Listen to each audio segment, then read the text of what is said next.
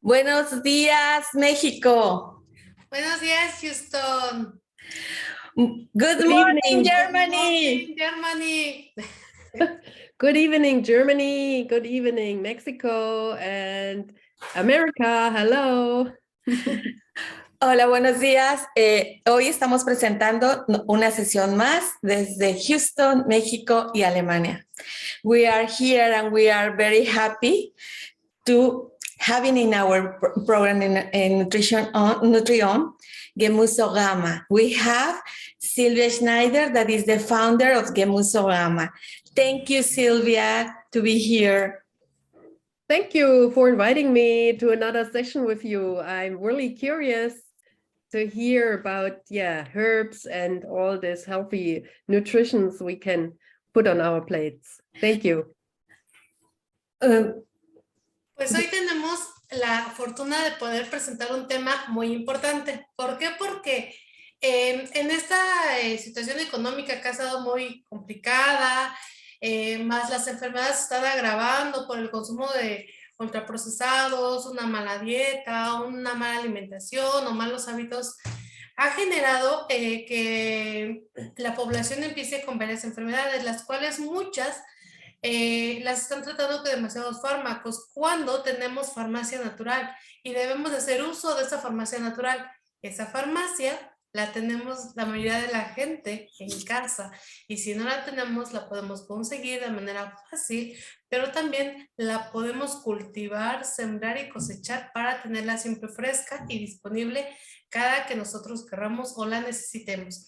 Así que el tema de esta sesión es alimentación sustentable, pero obviamente hablando de especies que se utilizan en la comida alemana, mexicana y estadounidense, las cuales podemos tener de fácil acceso, las cuales tienen funciones benéficas en el organismo y creo que lo más importante, que van a ayudar a prevenir el desarrollo de enfermedades crónico-degenerativas, a controlarlas y en su mayoría a mejorar el funcionamiento del organismo. Por ello, hoy vamos a tener esta invitada que nos va a hablar sobre las técnicas culinarias, el tipo de especies que se utilizan allá o que ella más utiliza y el por qué las utiliza. Sustainability food is very important for us. It's the day that we have to think about what are we doing in our change, what we are doing in our world, what is the change that we can do it. For example, when you are cooking, we don't know what we having in our plates, what we are having in our dinner. Always we are worried for the food. We are always thinking about what are we cooking for the dinner, but we never ask where is the product is coming from. And this is our problem now. We want to have more food, that no processed food, more natural food. We have to talk about our farmers market, that we are talking about that local, consume local. That is the thing that we have to point. Okay, we are going to talk about nourishing community, cultivating now healthy, nutrients rich in our foods. Okay, Sylvia, thank you. Talk about these important things that we can do. Yeah, so I think during the winter time, it is always important to have some vitamins and minerals on our table, on our plate, because there's not so many vegetables and fruits which are from our local area, so we always get it imported, and the minerals and the vitamins, they get lost. So it's always good to have something which is really strong in vitamins and minerals. So a good way to get this is to grow your own sprouts, for example. And this is what I do and many people do. And I mean, we also have own gardens where we preserve food from during the summertime and the fall for the winter, freeze it or just cook it and preserve it in a glass, but the best way to have fresh stuff is also to add maybe some sprouts. Yes, it's very important to know, okay, what is the top of this? We can have vertical growth. We can have it at home. We can have it in a small pots, and we can fresh herbs. For example, we can have cucumbers that are fresh. This is the exactly or the best time. Spring is the best time to start to cultivate this kind of foods. What do you think? Yes, definitely. So I think I just can give you a little example. Here is it's very easy to do. Here you have a glass. It's about 500 milliliters. And then you just put in the sprouts. These are some sunflowers seeds. You put them in, and then you just put water on top of it and leave it there. Then you just have the top here, which has a net and holes. And when you have the water in it, you just empty the water to get it cleaned. And then you just leave it like this on a stand for about 24 hours. And then you water it again. And after about 3-4 days, you can already see how it starts to grow and the sprouts come. And in about a week, you can already eat it. And you have a lot of energy in it, and it's a very strong way to get a lot of good vitamins and minerals for your body. And it's very easy. You just put water in, leave it, and then in a couple of days you can have.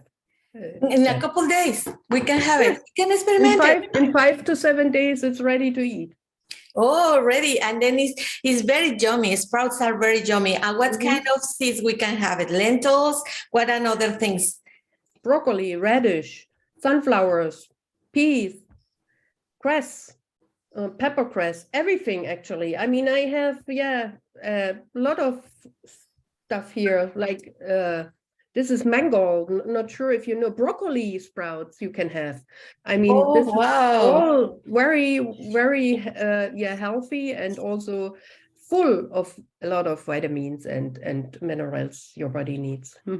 Yes, you can go to the market, supermarket too, that you can find these kind of packets that you can find that are here, like a 145 seeds. And you can grow it, and you can have it your little garden in a box. You can have it in a pot in your kitchen. For example, this is rosemary, and then we started, and this is mine. And other thing that we can do, involucrate kids, because it's fascinating for them to see how it's growing up. For example, this is the plant of my daughter. And this is cilantro. And she's so happy. Every day she's watching how it's growing up. And then it's good to involucrate kids because they can see how the plant is growing up, and then they can want to eat it. And then it's one of the topics that we can do. One of the top things that we can do. What do you think? So, in sprouts, it is very common in Asia, and it came over to Europe, and people really enjoy it now to do, because as you said, for the family, I mean, you can make it a family event and start to put different pots on your balcony or on your window actually, and just the kids, they really, I mean, I see it with my grandchildren. They always like to do these things on their own and then just watch how they start to grow and then how they taste. I mean, it's always very intense, the taste when you have this fresh leaves then coming out. It's just amazing. Yes, the idea is to have more people, more community to have it. Okay, now we can see in our neighborhoods, we can have a farmer market that we cultivate. We have some boxes that you go to cultivate in the neighborhood, and everybody can cut these kind of vegetables. Everybody take care of the box, and we can have it. We have the idea. The thing is to see more buildings with more plants, with more foods, with more nutrients, and then you can be very sure that these plants or nutrients are very, very fresh, and you can have it. And taste is very, very different. When you cut a fresh fruit or fresh vegetable, is very different than to have it go to the supermarket and buy it. Is very different. And now we know that our vegetables, our plants, they don't have a label that we can count or can read all the chemics that can have a processed food. Yeah, so I mean, it's always, I feel all the time happy when I can see how things are growing. And I'm sure a lot of people, if they have the possibility, I mean, it's not everywhere possible to do it, but if you have the possibility, just have a little box of plastic or wooden and put soil in it, and then just have the seeds in it and water it for a while. And then you can see how it's growing.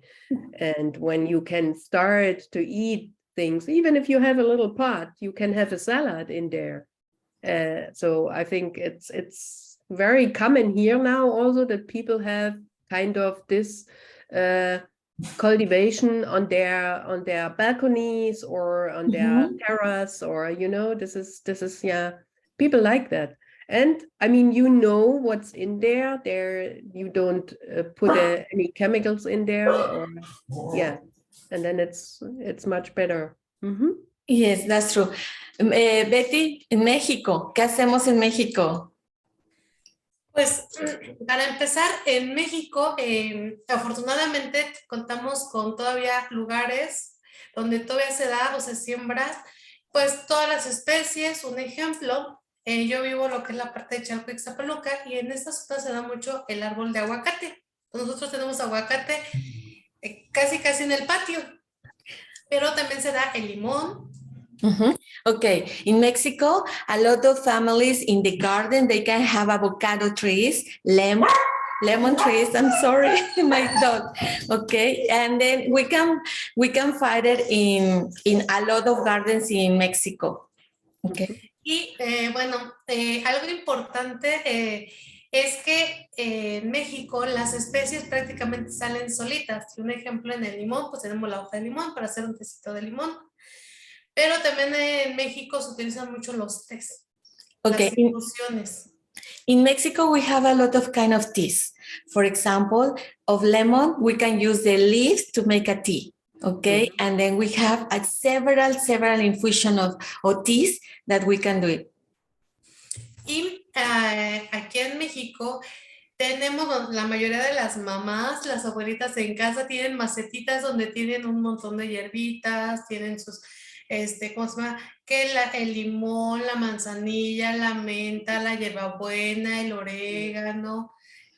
Okay, our grandmoms in Mexico always have pots with the chamomile, we have mint, we have cinnamon, we have several kind of plants that we can get it in our kitchen, and we can have a tea.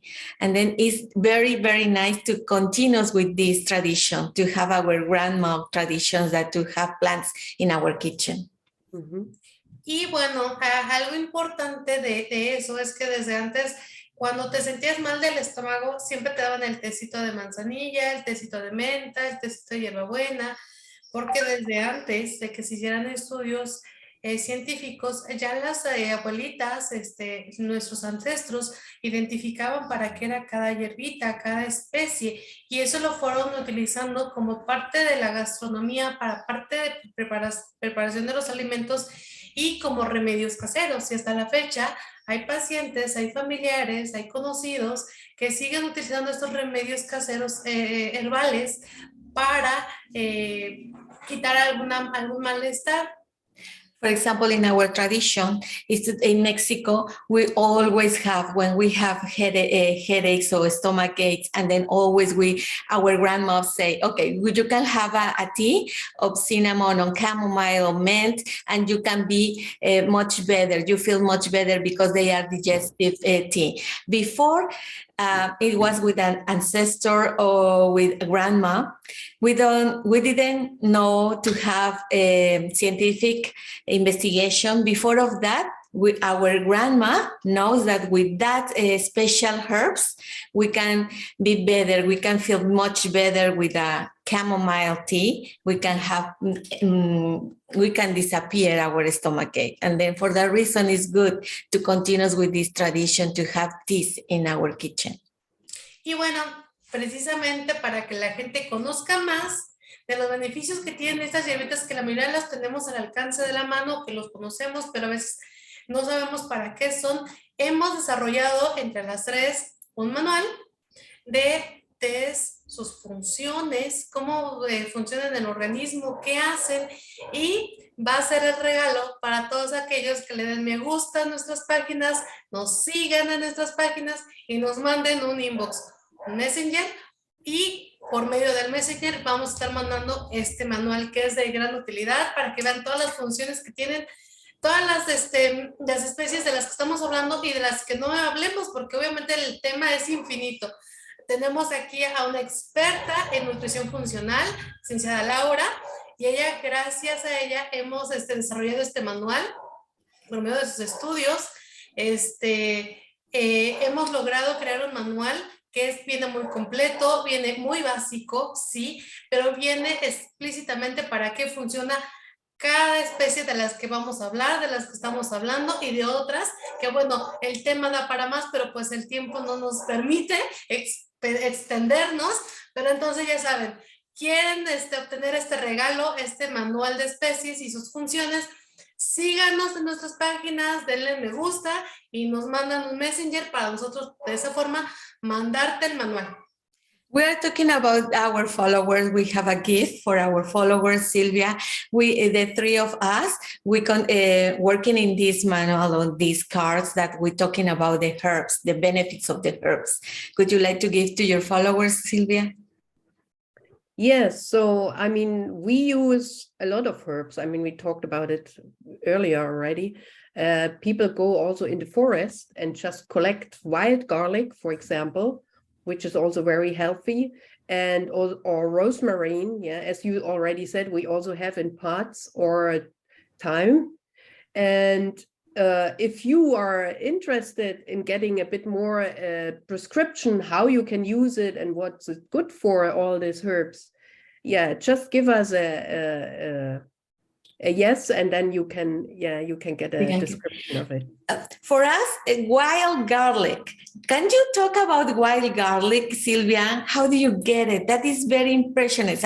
I was so happy to know about the wild garlic. Can you tell us more about this? Yeah, so wild garlic here is growing, or is good for harvesting from end of February until April, May. And yes, this is in the forest everywhere, but you have to be careful because the leaves are looking the same as this spring flower, which is also in the forest growing. They have the similar leaves, and this flower is poison, so it's toxic. So you cannot, you have really to watch it carefully what you are harvesting. And so you can eat the leaves. People do make a pesto out of it, or spreads or sauce, and put it in. They cut it very, they chop it actually very fine, and then you can put it on a bread or in a salad or over a soup. So, and it gives the ingredient. So it's a very strong ingredient with a very strong garlic taste. That's why it's called wild garlic. And you also can eat the root, which is small. It's not so, it's just maybe one small piece of a huge garlic root. But it has a strong taste because of the freshness, you know, because you just harvest it very fresh and then you just immediately use it. And yeah, it's a very good addition to different kind of meals. Okay, the more impact is that you can find it in the forest. And then you are close to the forest, Sylvia? Do you I live am, close yeah. to the So forest? we have forest everywhere here around the area, and I'm living a bit more at the countryside. And then yeah, you just walk. I mean, I'm walking for 10 minutes, I'm in the forest, and then I can find it there. That's so nice, Sylvia, to have that because we know that we are in the city here, and then you'll see houses and more houses and no gardens. And then, but we would like to have more forests. No, Texas here in Houston, around the Houston, that are growing up now, and then we don't have a lot of forests now. But it's a pity, no. But we can have our garden in our garden. Okay. Yes, you can have you have the wild garlic in your garden. Yeah, you can. People also start to grow it on their own because then it's more clean, you know, when you go to the forest and then you don't know when the dogs walk around.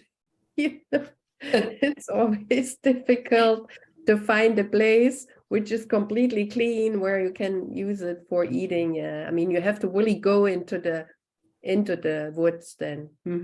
Yes, and it's one way that we can save our bees because bees are disappearing. And then for that reason, we have to start garden in our garden to have more plants that can attract the butterflies, our bees, all that kind of insects that are very, very important to our plants and to have a garden, the nutrients. Okay, Mexico, what is doing Mexico? ¿Qué está haciendo México? Bueno, precisamente aquí el gobierno mexicano ha desarrollado grupos, programas y clubs para desarrollar lo que se llaman huertos urbanos. Estos huertos urbanos tienen la idea precisamente de que la gente aprenda a crear estos pequeños espacios como jardines pequeños donde pueda la gente cultivar sus alimentos, el tomate, chile, cebolla, todas sus especies. Okay, in Mexico, our government is helping to the people to give that opportunity, how to grow up these kind of products like vegetables. They have courses, they have communities, they are put together and they can teach how to do this kind of gardens and to have more fresh vegetables and herbs. La ventaja de esto es que el gobierno mexicano en estos programas de huertos urbanos te enseña cómo cultivar, el tiempo que se requiere, el material y en dónde puedes conseguir las semillas. Aquí en México contamos lo que se llama Home Depot, que es una tienda grande, donde ahí podemos encontrar las semillas a costos muy accesibles. Okay, they have nourishing community that cultivating and they can get the seeds in one of company that they can get the kind of the seeds. Okay, that is very famous in Mexico and famous in USA. Not that kind of that we can say that Home Depot we don't pay anybody pay for us. Okay, but we can say that Home Depot you can get this kind of seeds. Okay. Sin embargo, afortunadamente México todavía es un país el cual contiene pues todavía mucho terreno para siembra en las casas, con excepto zonas muy urbanas, pero un ejemplo, la zona rural tiene mucho espacio para sembrar sus propios alimentos y en México todavía se cultivan alimentos. Y cuando nos vamos a, los estados cercanos en los que yo estoy, que es Morelos, Hidalgo, la mayoría de la gente cultiva sus especies. Okay, a lot of people in Mexico cultivating healthy spices or foods or this kind of vegetables because we can count with a lot of land that the people can be farmer or they can cultivate this kind of foods.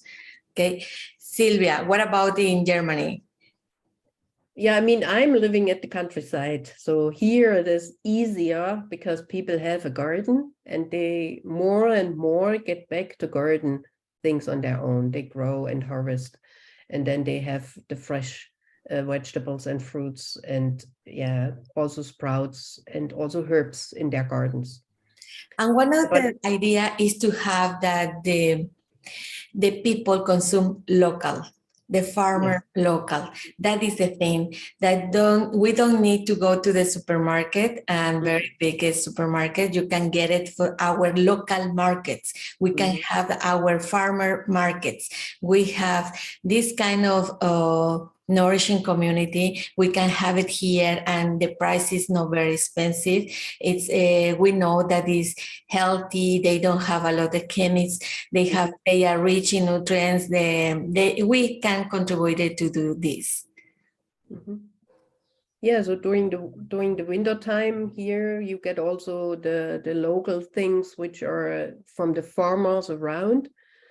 And when it's getting to the fall and summertime, you also can get the strawberries, raspberries, all these things which are growing.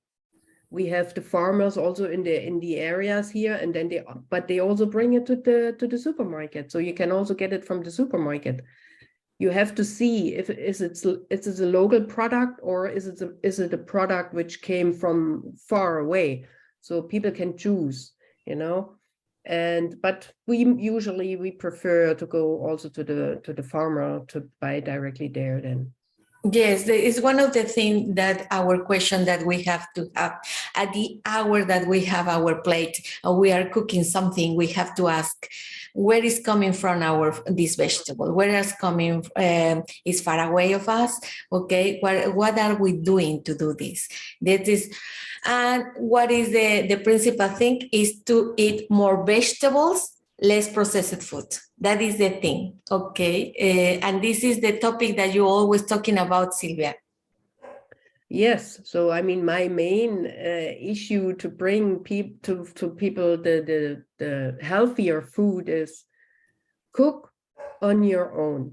Buy fresh vegetables and cook it on your own. Then you can add herbs, you can add everything on your own taste, and you know exactly what is in there.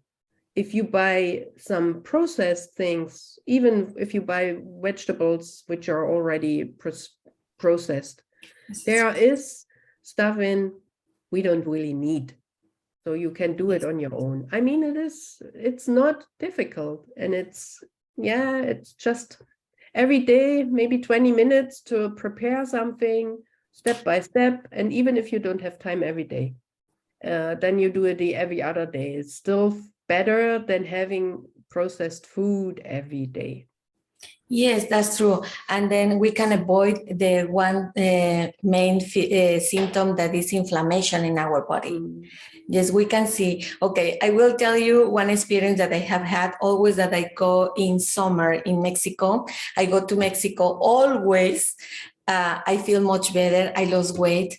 And I think it's for the change of food, because I continuous eating in the same way, but I lost like 6 pounds in just 1 week or 2 weeks. And then I think this is inflammation for the kind of food that we can get it in USA. No, because we have a lot of chemists, and then we have a lot of things that we don't know what happened. When you see a tomato that is very bright in the supermarket, you don't know what did they put it in.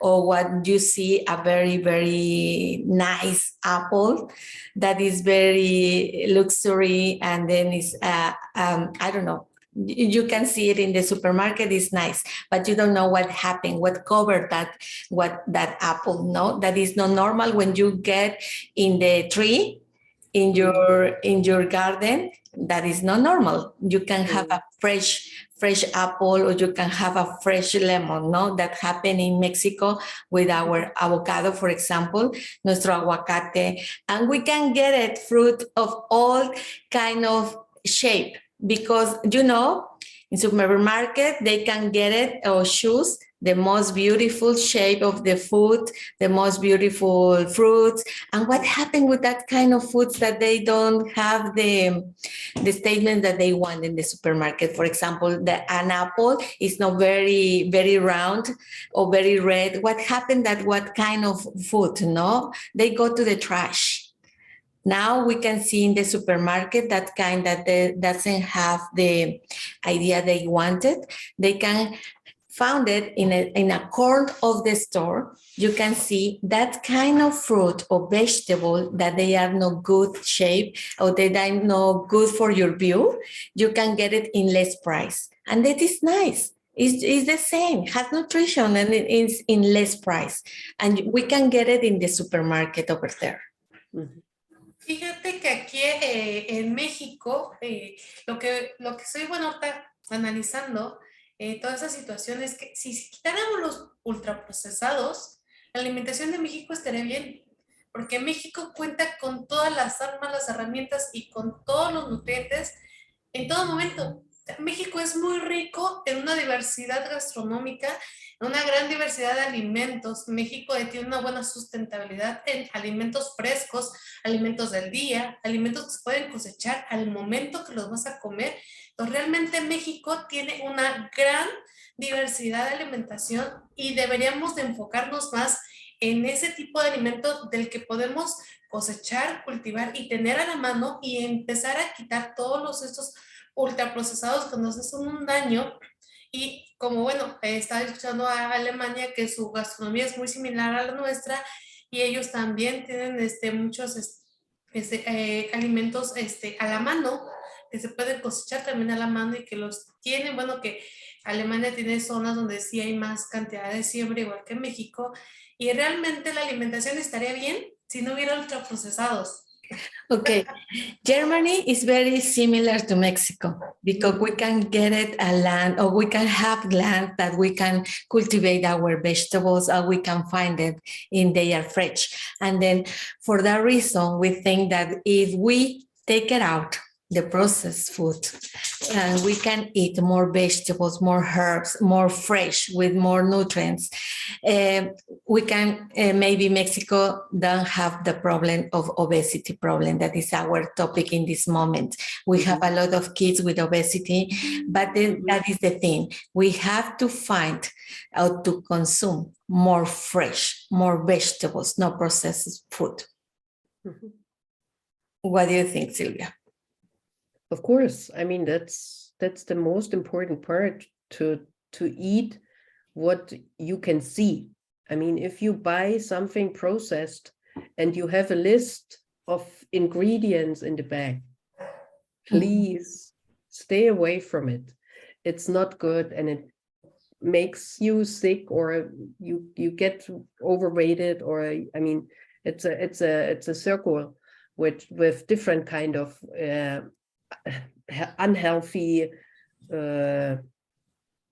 processes you have in your body. Then if the inflammation goes up and then the weight goes up. I mean but if you see, I mean, if I buy lettuce and add some tomatoes from the farmer's market and maybe some cucumber and of course maybe a little bit of a cheese, fine.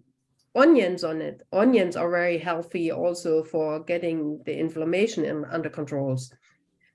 Then you have a lot of vitamins, minerals, and you feel healthy, good, and the body just says thank you to you because it has not to work to get rid of all the stuff the body doesn't need. So. And we can start with the microbiome. That we have a healthy microbiome. That is the thing, no? To start with that.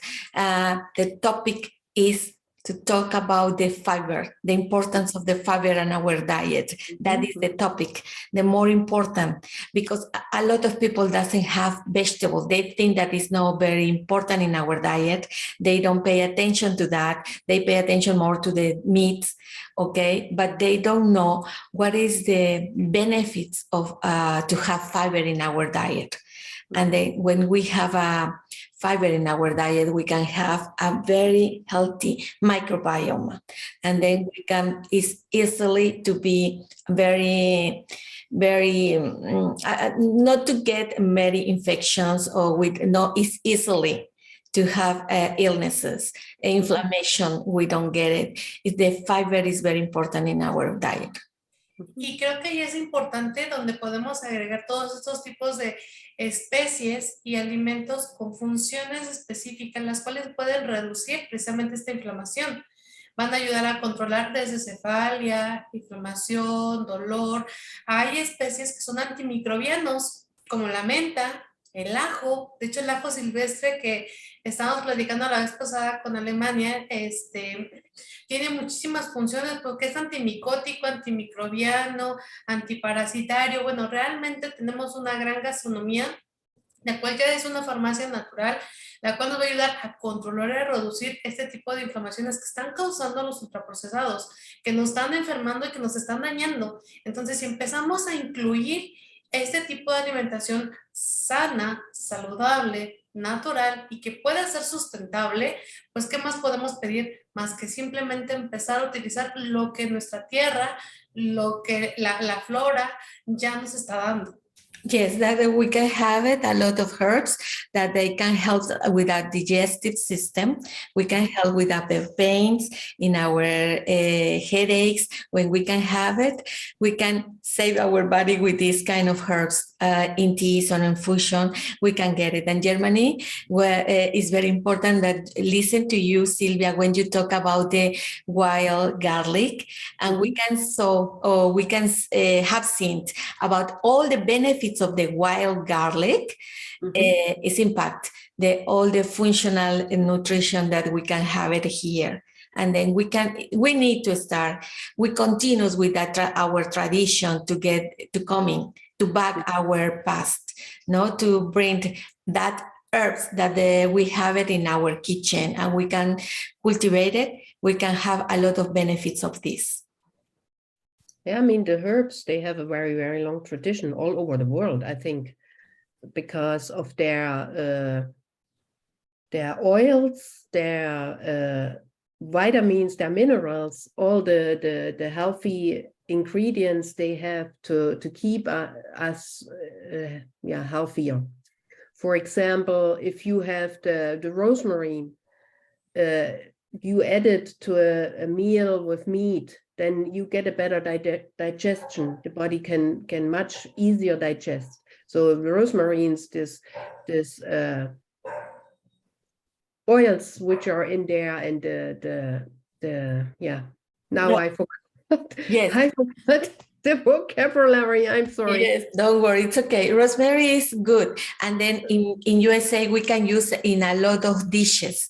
For example, now that we can have it in the Easter that happened, and then we have together all our family. We have placed like a rosemary. We can put it in the fish. We can put it in the chicken. We can put it in the meats, or we can do it something with salt and has a flavor it for your food, no? And and sometimes you don't need a lot of salt. That is another thing that we can pay attention. The topic of the main thing is the salt. No, don't consume a lot of salt. That has a lot of processed food that has a lot of salt, that has a lot of sodium. We can take care of that, no, because we can get the blood pressure problems with that, or when our patients that have a renal disease, chronic disease, they have to pay attention to the salt or the sodium. We can have these flavored herbs, no, like rosemary. We can have another one. What another herbs do you have that you use in the kitchen in Germany? So thyme, for example, we also use. Thyme, that in Mexico is tomillo. Thyme. Yes. Okay. And this is similar to rosemary. So it has this. It's a kind of a medical plant, very old. It has a really, really long tradition in Europe, and we use it in as you said, also in many, many meals to get the digestion working. And also it helps when you have a cold and you make a tea, or you have something from outside, put it on top here, and with a warm towel or so, and then put also the thyme here. And then you can better breathe, and it controls more the coughing. The coffee. That is new for us. Okay, for example, tomillo we don't use like that. We always just put it just in the food. But it's new for us. For me, No, it's new. you can also have it in a bath if you take a bath and you put a bit of the leaves into the water and then just inhale it. It's wonderful. Ok, poner el tomillo en agua caliente en tu baño y olerlo te ayuda mucho a no toser mucho, o poner el tomillo sobre tu pecho y una toallita caliente, el olor del tomillo, el aceite del tomillo puede utilizarse y te da mejor, te ayuda a mejorar tu respiración. Y un ejemplo, aquí en México el tomillo lo utilizamos para la tos, para la gripa, para el asma, para la bronquitis, para ayudar a eliminar esa flema difícil en el organismo, para abrir las vías respiratorias. O sea, de hecho también en México, pero se consume como infusión y hasta vaporizaciones con el té de tomillo. Okay, that is a similarity, okay? Because Mexico uses like an infusion, like an a tea, to use the same for the coffee, to have more, to minor or less caffeine, you can get the tomillo in tea, okay? Or we can breathe and we can, they help us to open our respiratory bias, and then we can get it much better. We can the time. And then it's new for me, okay? And that we can use, okay? And you also can learn something. Yes, always we learn something. And then another then here in USA, we can see a lot of chamomile, a lot of things when everybody say you have problems with the stomach, or you have a stomach ache, and then they always tell you, come on, a chamomile tea, you can get it, or mint, you can get it. That is in infusions, water, we can get it every day, and we can put water and put mint and lemon, and then it's a flavored water, no? El de canela, el té de canela, el té de limón, el té de jengibre, el té de Jamaica. Okay, ginger tea, lemon tea, mint tea. What other kind of teas do you have, Silvia, in Germany? So I usually have always fresh teas with herbs. All kind of herbs are in there. And we also, you know, I have a friend, she just gave me a little bag with peppermint, dried peppermint, and the leaves from the rose, from the flower. Oh, you the can flower add of the to rose. it. And yeah, and also I probably don't know the name in English, so I have to look it up next time. Okay. Actually, everything which is not poisoning, you can dry and make tea out of it, and then you have nice tastes. I mean, I put cinnamon in, and also ginger and lemongrass, for example, peppermint, and yeah, so everything you have. And then you can use the petal of the rose. You can use nutty, and then so you from the flower. Yes, the petals. Different kind of leaves. Yeah, you can use, dry it, and then put it into your tea. Oh, that's yummy. Okay. Yeah, Los so pétalos de la gets rosa. all this essential oils out of it, and puts a bit. So it's very tasty and healthy. Okay, Betty. Sí, de hecho aquí el pétalo de rosa se utiliza como purificante. De hecho están las aguas de flores, agua de rosas, te la roceas, se deja reposar el agua, te la roceas en la cara y obviamente te ayuda para reducir las líneas de expresión. También, bueno, aquí en México también se puede consumir como ensalada. Obviamente contiene cantidades altas de fibra y también es un antioxidante, entonces nos va a ayudar muchísimo. Los pétalos de la rosa. Así es. Okay, the petals of the rose, we can use it in salad, and they have a lot of fiber, and then flavor is very tasted. And we can, in Mexico, they use it for infusion in water, and you can put it in your face, and can help you with the wrinkles in your face. Yes. And that is good. And then we can share a lot of this. Okay. Yeah. Okay, Silvia, it was a pleasure to listen about you, about all these topics about the herbs. I like I love it to listen about you, what happened in Germany. We love to listen to you. Yeah, me too. I love to listen what's in Mexico and how, yeah, we have kind of coincidence and things similar to our life here. I mean, that shows me that the earth is almost everywhere connected and people have the same, yeah, issues and things, you know. It's always nice. And thank you. And if somebody, yeah, really wants to know something or more, get more information about the herbs we just talked about, give us a like and then we send you a paper. That's true. Give us a like and we can give you a card with all these topics that we have seen about the herbs. We can think about all the nutrition, all the things that we can help these herbs. We can give you this. This is a gift of Nutrion and Gemusogama. We work in this, and then for that reason we can give you to you. But give us a like. Yep. Okay. Así es.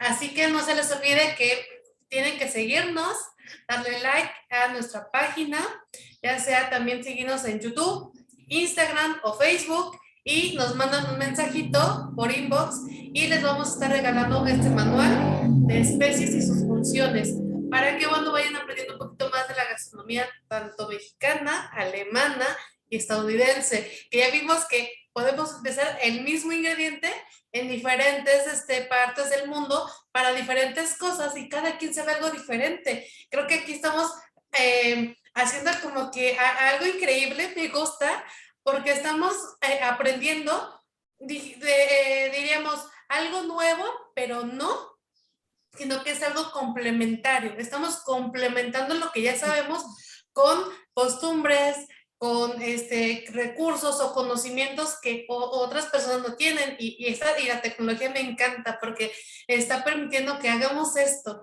que aprendamos sobre otras técnicas culinarias, sobre otros métodos de uso, de consumo y que al final de cuentas van para lo mismo y son hierbas que por lo que veo podemos encontrar en cualquier parte del mundo.